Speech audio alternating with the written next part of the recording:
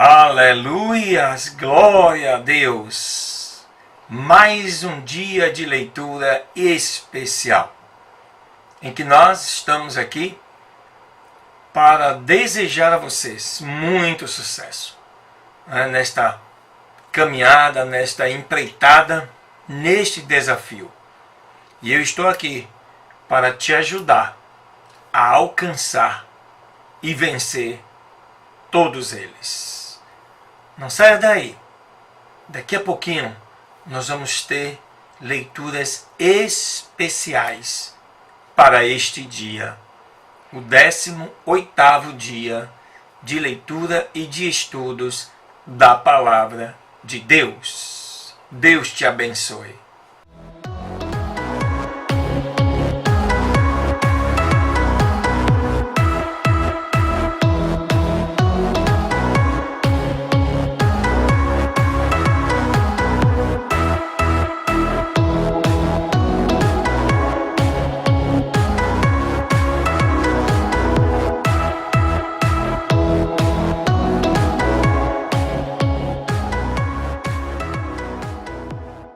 Muito bem, pega a sua Bíblia, acompanhe comigo, porque é muito importante que nesse estudo você esteja com a sua Bíblia para acompanhar e poder conferir tudo aquilo que nós estamos aqui anunciando para você.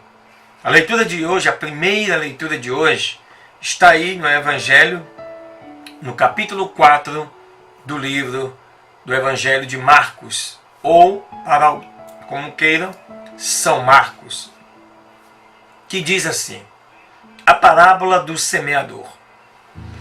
E outra vez, Jesus começou a ensinar junto ao mar, e a ele ajuntou-se grande multidão, de sorte que encontrou ele e assentou-se num barco sobre o mar.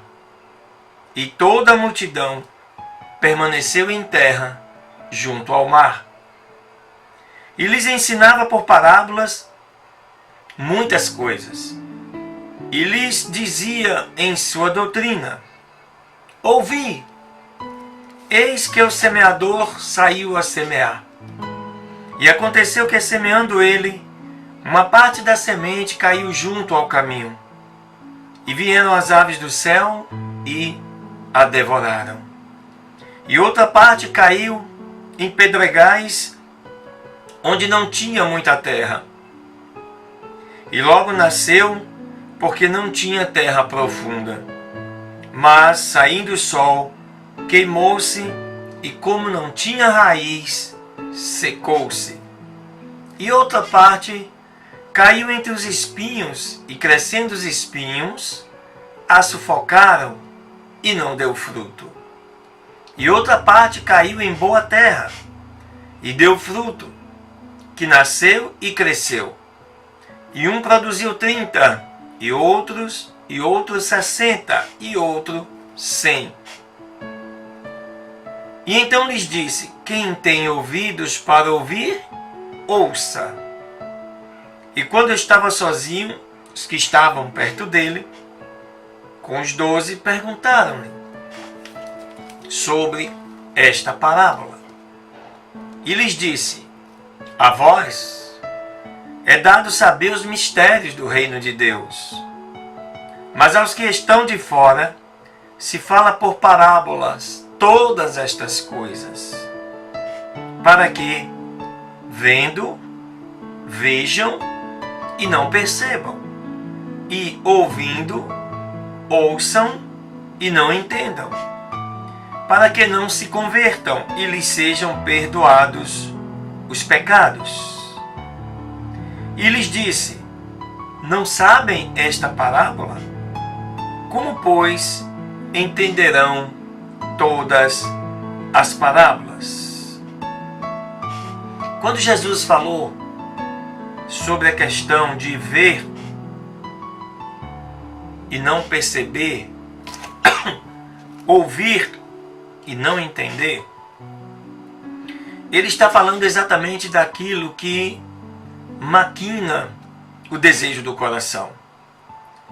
Não é que a parábola é de difícil entendimento, mas é que nós estamos tão acostumados com as questões externas que já estamos convencidos da da falsa verdade, que quando alguém diz uma verdade, ela não é observada, entendida, compreendida, analisada, sequer se busca se deter um pouco de tempo para se perceber o que realmente ali existe. Então Jesus estava afirmando e colocando que tudo o que ele estava dizendo e ensinando se tornava uma parábola porque havia corações endurecidos e dificultava o entendimento. Mas a palavra continua. Verso 14. Jesus começa então a explicar, pois até os seus discípulos não o compreenderam. O semeador semeia a palavra. E estes são os que estão junto ao caminho. Aqueles que estavam na multidão ouvindo a Jesus, nos quais a palavra é semeada. Mas depois que a ouviram, imediatamente vem Satanás e tira a palavra que foi semeada em seus corações. Como é que ele faz isso? Ofertando e oferecendo situações das mais diversas para iludir, enganar aquele que se permite assim proceder. Verso 16.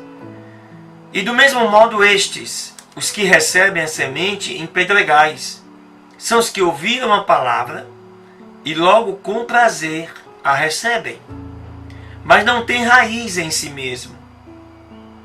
Antes, são temporãos, pois quando chega a tribulação ou a perseguição por causa desta palavra, logo se escandalizam.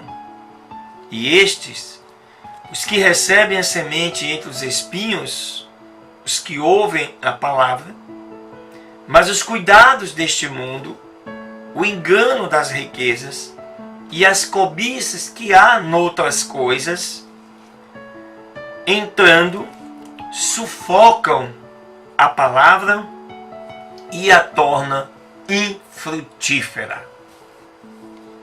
E estes, os últimos, são aqueles os que foram semeados em boa terra. São os que ouvem a palavra, a recebem e dão fruto. Um a 30, outro a 60 e outro a 100 por um. Então, é exatamente o propósito desse projeto, é que o estudo e a leitura desta palavra possa alertar você, despertar em você o sentimento de produzir frutos. De que maneira? Divulgando este vídeo, passando para outras pessoas, cumprindo este propósito, seguindo para que outros também alcancem esta graça. Deus te abençoe e que você possa produzir muitos frutos. Aleluia! A segunda leitura deste 18º dia está aí no Antigo Testamento, no livro de 2 Samuel, nos capítulos 9 e 10. Serão 2 capítulos deste livro hoje, que começa assim.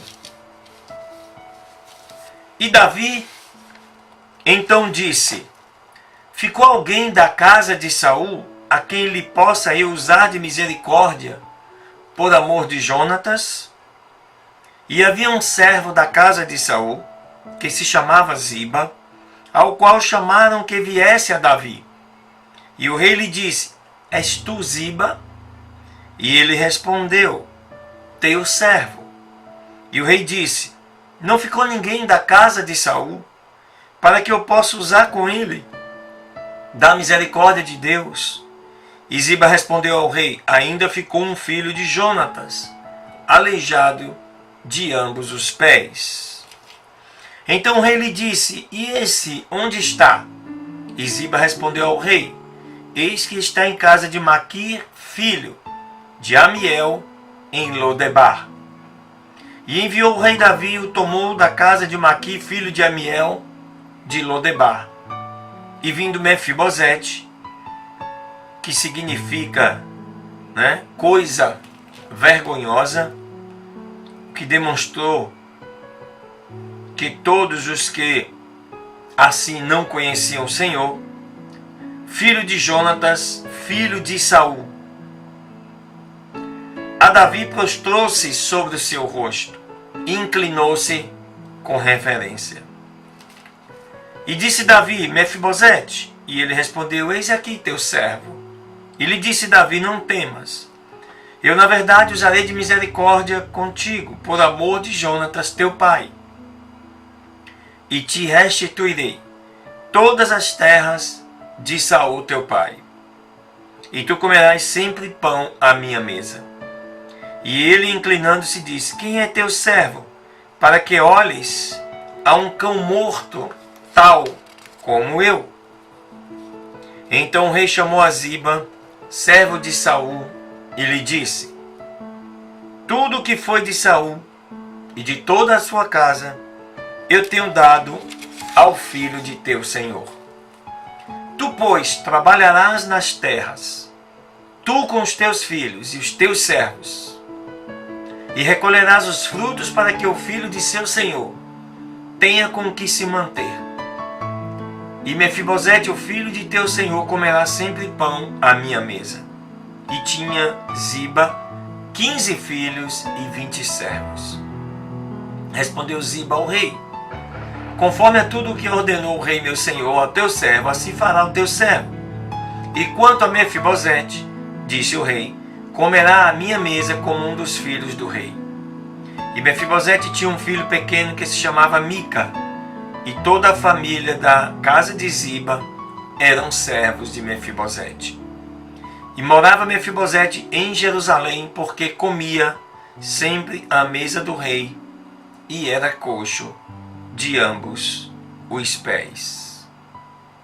Capítulo 10. Depois disto aconteceu que morreu o rei dos filhos de Amon, e reinou em seu lugar Hanum, o seu filho.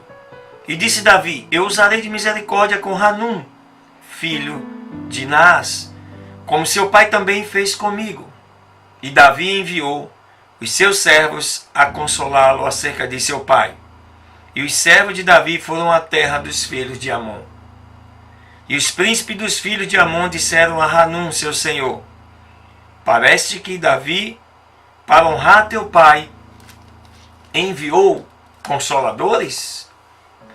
Não enviou Davi os seus servos a ti para reconhecer e inspecionar a cidade para poder destruí-la?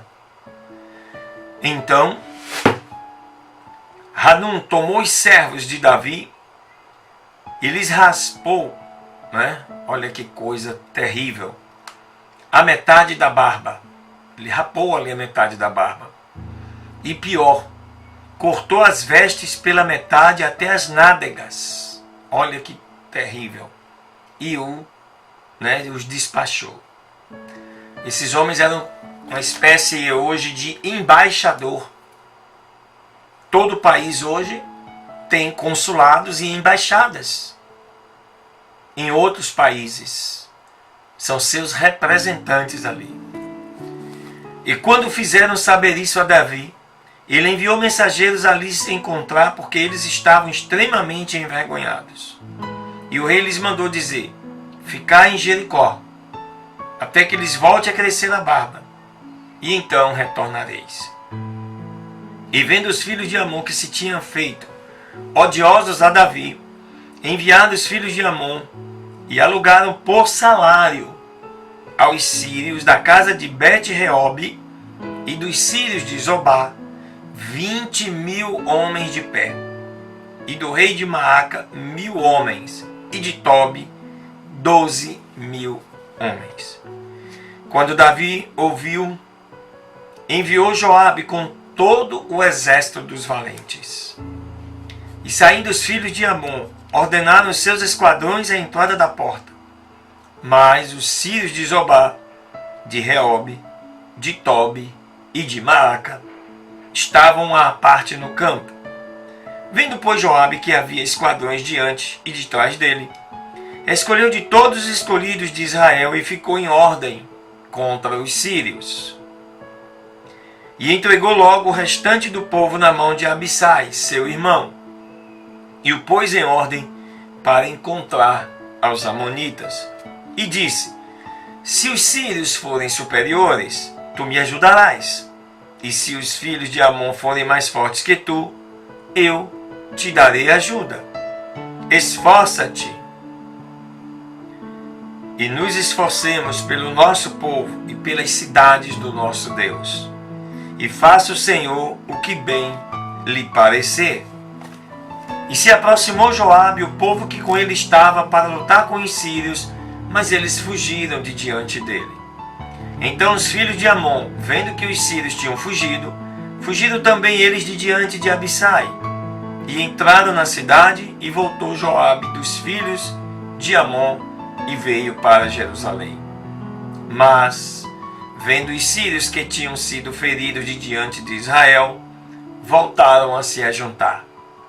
E enviou Hadadezer, e tirou os sírios que estavam de outra parte do rio, os quais vieram a Elã, levando por chefe a Sobaque, general do exército de Hadadezer. E quando foi dado o aviso a Davi, ele ajuntou a todo Israel. Olha que coisa. E passando o Jordão, veio a Elã. E os sírios puseram-se em ordem contra Davi e lutaram com ele. Mas os sírios fugiram de diante de Israel. E feriu Davi dentre os sírios aos homens de 700 carros e 40.000 homens da cavalaria. Feriu também a Sobaque, general do exército, que morreu ali mesmo. Vendo, pois, todos os reis que assistiam a Hadadezer, como haviam eles sido derrotados diante de Israel, fizeram paz com Israel e o serviram. E dali em diante os sírios temeram de socorrer aos filhos de Amon. Muito bonito. Esse capítulo 9 e 10 de 2 Samuel narra, né, um dos momentos épicos das batalhas vencidas por Davi durante o seu reinado em Jerusalém, né? Assim como Deus foi com Davi em todas as suas batalhas, Ele também, o nosso Deus, é contigo em qualquer batalha. Amém? A terceira leitura desse 18º dia está aí no Apocalipse do Antigo Testamento, no livro de Daniel, capítulo 5, falando inicialmente da festa de Belsazar. O rei Belsazar fez um grande banquete a 1.000 dos seus principais, e na presença dos 1.000 bebia vinho. Belsazar, quando já havia provado o vinho, mandou que trouxesse os vasos de ouro e de prata que Nabucodonosor, seu pai, havia trazido do templo de Jerusalém para que bebessem com eles. O rei e os seus principais, suas mulheres e as suas concubinas. Então foram postos os vasos de ouro que haviam trazido do templo da casa de Deus, que estava em Jerusalém, e beberam com eles o rei e os seus príncipes, as suas mulheres e as suas concubinas. beberam vinho e exaltaram aos deuses de ouro e de prata, de bronze e de ferro, de madeira e de pedra. Naquela mesma hora, apareceram os dedos de mão, de homem, e escreviam diante do castiçal sobre o reboco da parede, lá do palácio real. E o rei via a parte da mão que escrevia. Então, o rei ficou pálido, de medo, e os seus pensamentos o turbaram, e se relaxaram as juntas dos seus lombos, e os seus joelhos se batiam um contra o outro. Imagine, uma mão surge do nada e começa a escrever na parede. O rei então chamou, e clamou em alta voz que fizesse vir os magos, caldeus, adivinhadores, e falou: o rei disse aos sábios da Babilônia: qualquer que lê esta escritura e me interpretar sua declaração, será vestido de púrpura e terá um colar de ouro no seu pescoço, e no reino será o terceiro a governar. Então foram introduzidos todos os sábios do rei e não puderam ler a escritura, nem mostrar ao rei a sua interpretação. Então o rei Belsazar ficou muito perturbado, e mudou-se-lhe o semblante, e os seus príncipes estavam perplexos. A rainha, pelas palavras do rei e dos seus príncipes, entrou na sala do banquete e falou dizendo: ó rei, vive para sempre. Não te assombrem os teus pensamentos, nem empalideçam o teu rosto. No teu reino há um homem no qual habita o Espírito dos deuses santos. E nos dias de teu pai se achou nele luz, inteligência e sabedoria, como a sabedoria dos deuses. O rei Nabucodonosor, teu pai, sim, o rei o constituiu chefe sobre todos os magos, astrólogos, caldeus e adivinhadores.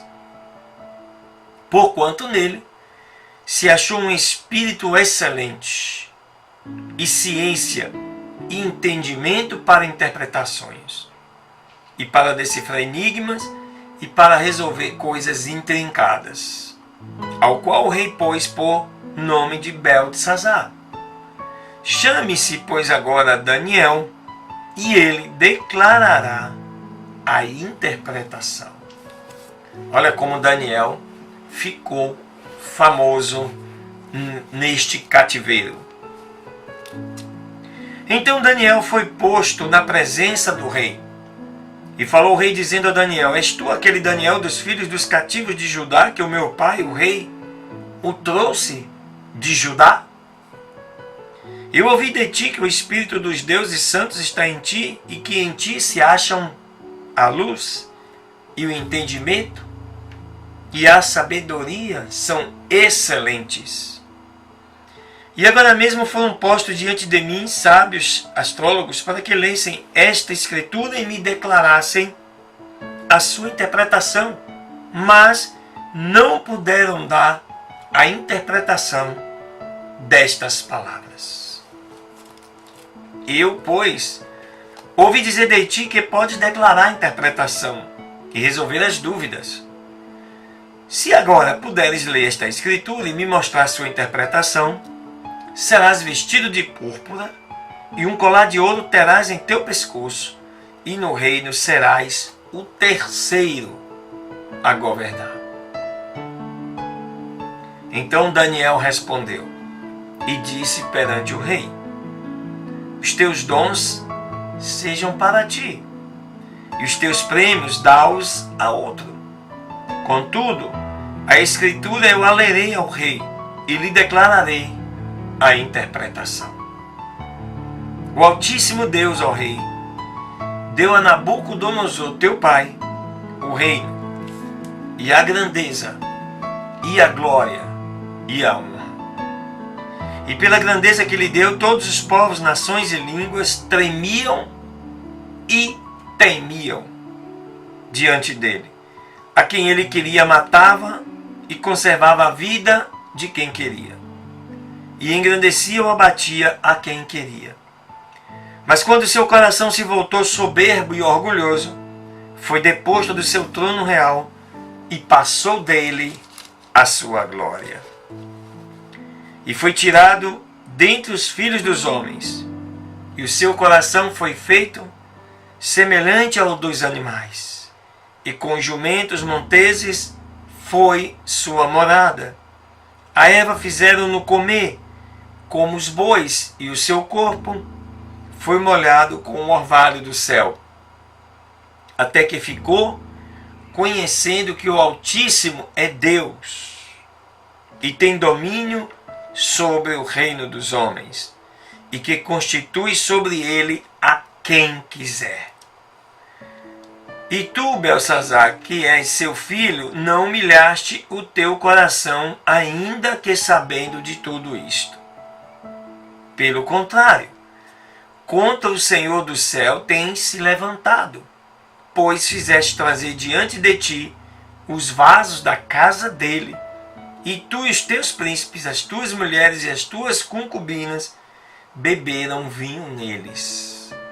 Além disto, aos deuses de prata e de ouro, de bronze, de ferro, de madeira e de pedra, que não veem, nem ouvem, nem sabem destes louvores, mas ao Deus em cuja mão está a tua vida, e de quem são todos os teus caminhos, nunca honraste.